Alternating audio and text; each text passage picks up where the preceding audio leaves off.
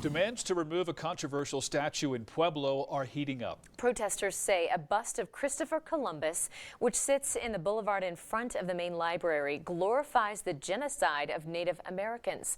News Channel 13's Dan Beatty joins us from the statue on Abriendo Avenue with more on the calls to bring it down. Dan?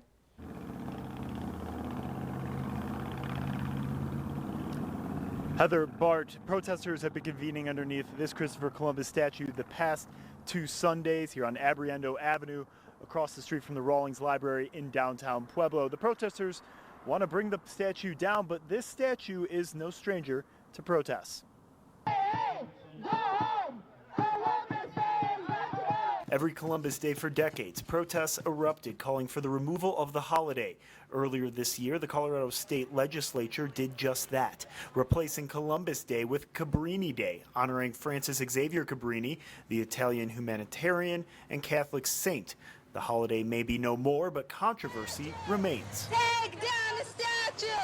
Take down the statue! For the past 2 weeks, protesters have spoken out against the statue itself, arguing the Italian explorer is responsible for murdering thousands of indigenous American peoples and should not be glorified. I shared it with you, but apparently my truth isn't truth enough. On Sunday, protesters shared words with a number of counter-protesters in support of the statue. People don't want Italians to celebrate. We're celebrating Cabrini Day now. That's awesome. Okay. In Denver, a statue of Columbus was torn down, but will the same happen in Pueblo?